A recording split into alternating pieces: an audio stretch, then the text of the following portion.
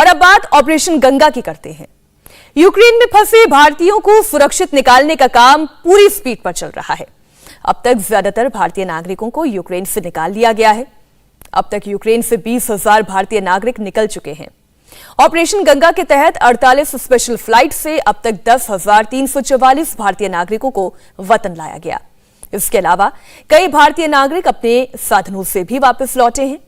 Operation Ganga के तहत पिछले 24 घंटे में 18 फ्लाइट्स भारत आईं। इनमें 4,000 से ज्यादा भारतीयों को लाया गया है।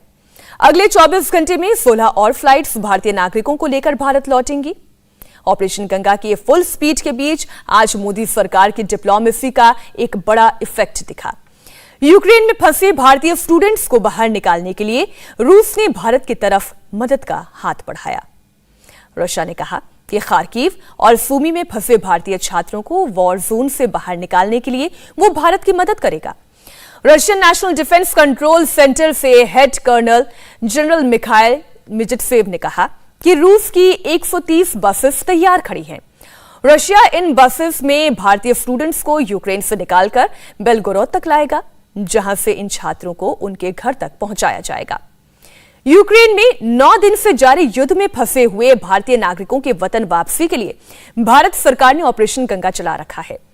भारतीय नागरिकों की सुरक्षित वापसी के लिए भारत सरकार कई देशों से कांटेक्ट में है। इसे लेकर सरकार ने रूसी दूतावास से भी कांटेक्ट किया था। प्रधानमंत्री नरेंद्र मोदी खुद ऑपरेशन गंगा को मॉनिटर कर रहे हैं। मोदी लगातार हाई लेवल मीटिंग्स कर रहे हैं।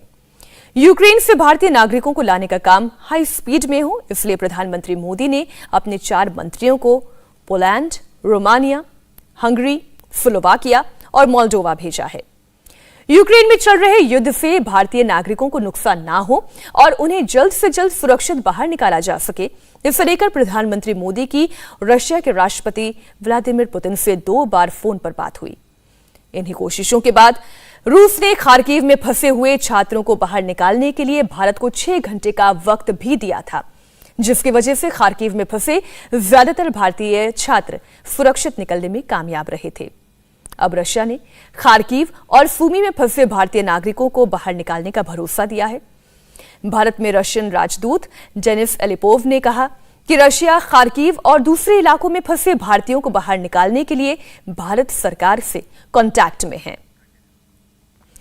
यूक्रेन की युद्ध प्रभावित खार्किव और सूमी से भारतीय छात्रों को निकालने का अभियान कैसे चलेगा, इसके कुछ डिटेल्स अब आपके सामने रखती हूं।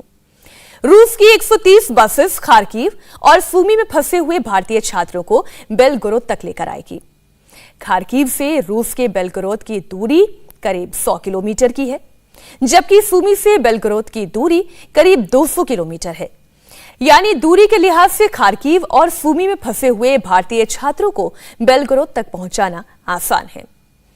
भारतीय स्टूडेंट्स एक बार रशिया के बेलगोरोद तक पहुंच जाते हैं तो फिर वहां से उन्हें स्पेशल फ्लाइट्स के जरिए आसानी से भारत लाया जा सकेगा।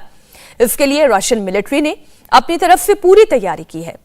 रशियन मिलिट्री ने अपने प्लेन तैयार रखे हैं और जरूरत पड़ने पर इन प्लेन के जरिए ही भारतीय स्टूडेंट्स को लाया जा सकता है।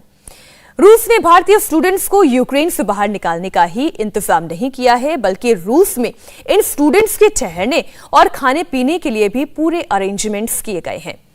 रशिया की न्यूज एजेंसी तास के मुताबिक रशिया ने बेलगोरोद में मोबाइल क्लिनिक तैयार किए हैं, जहां डॉक्टर्स और जरूरी दवाओं का पूरा इंतजाम किया गया है। अब भारत सरकार का फोकस सूमी और खार्किव पर है। विदेश मंत्रालय के मुताबिक इस वक्त खार्किव में करीब 300 भारतीय फंसे हुए हैं। सूमी में 700 से ज्यादा भारतीय छात्र हैं। हालांकि अभी इनकी सही संख्या का अंदाजा लगाना थोड़ा मुश्किल है। यूक्रेन में फंसे भारतीयों को निकालने के लिए सरकार ने पोलैंड, रोमानिया, हंगेरी, स्लोवाकिया और मोल्डोवा में 5 पॉइंट्स बनाए थे। अभी तक जितने भी भारतीय नागरिकों को वापस लाया गया है वो इन्हीं बॉर्डर्स के जरिए लाए गए हैं। लेकिन यूक्रेन की सूमी में फंसे भारतीय नागरिकों को निकालना एक बड़ा चैलेंज बन गया है। Having the bus is a good step, but it's just just one step. The key step is not there, which is how do we get the students from where they are, which is in some relative safety, because I know they're suffering because of lack of food and water. I understand that the reports we have seen, I must confess, but we are in touch with them. conveying some difficulties. It's a good step, as I said. But the most difficult step is actually taking them from that through a conflict zone to the buses. And I think we must understand this. I know it looks very easy that a bus is ready. Why aren't we taking them? Because they're 50 to 60 kilometers away. This is not about me just walking out and going to a bus. Who will, ideally if the Russian side could come in there, or if the Ukrainian side could organize buses, because this is a conflict zone, it's very difficult to organize. We are still in touch with all sides, so let's see what we can do. That is an option always, but there could be other options. I mean, look, if there is a ceasefire, we could just bring them out to the west. So there is no hard and fast. Our primary focus remains about getting them out in a safe and secure manner. पिछले 9 दिन से Sumi medical university के students hostel के basement में छिपकर अपनी जान बचा रहे हैं। सायरन बजते ही स्टूडेंट हॉस्टल के बेसमेंट में चले जाते हैं। कीव और खार्किव के बाद रशियन आर्मी के निशाने पर सुमी है। रशियन आर्मी लगातार सुमी पर हमले कर रही है। सुमी में सिचुएशन लगातार बिगड़ रही है। कल रात सुमी के पावर प्लांट पर भी हमला किया गया। तेज धमाकों से सुमी के पावर प्लांट के तहस नहस होने की खबरें हैं। इससे शहर में पावर और वाटर सप्लाई पर बुरा असर पड़ा है। शहर में अफरा तफरी का माहौल है। क्योंकि सुमी रशिया की सीमा से बिल्कुल करीब है, इसलिए लोग ज्यादा घबराए हुए हैं। रूस के बॉर्डर से सुमी शहर की दूरी केवल 50 से 60 किलोमीटर है, जबकि रशिया के बेलगरोद, जहां भारतीय नागरिकों को लाने की तैयारी की गई है, वो यूक्रेन के सुमी शहर से करीब 200 किलोमीटर की दूरी पर है। लेकिन सुमी में जिस तरह के हालात हैं, उसमें भारतीय छात्रों के लिए सुमी से बाहर निकलना बहुत रिस्की हो गया है। नमस्ते इंडिया। आज 9th डे है वॉर का और हम आज भी यहाँ सुमी में स्टक हैं।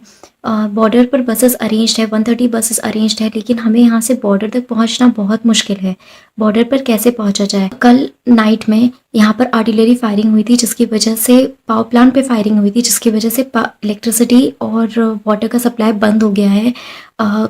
और कल इतनी ज़ोर से ब्लास्ट हुआ था कि हम सारे बच्चे, अप्रॉक्स 700 से प्लस बच्चे, हम लोग शेल्टर्स में गए थे। बेसमेंट, जो कि हॉस्टल का बेसमेंट है, वहाँ पर गए थे। हमने अपनी आंखों से देखा है वो बहुत डेंजरस सिचुएशन है। सुमी बहुत डेंजरस होता जा रहा है। हमें नहीं पता हम कितने टाइम तक यहाँ सर्वाइव कर सकेंगे। प्लीज़ इंडियन गवर्नमेंट, हम आपसे एक ही रिक्वेस्ट करना चाहते हैं, हमें जल्द से जल्द निकाला जाए। हमारे लिए यहाँ से कुछ अरेंज किया जाए ट्रांसपोर्टेशन, ताकि हम बॉर्डर्स तक पहुँच सकें। प्लीज़ आप लोग कुछ कीजिए हमारे लिए। इंडिया टीवी हर वक्त हर जगह डाउनलोड करने के लिए सर्च करें India TV news Google play store या ऐप स्टोर पर।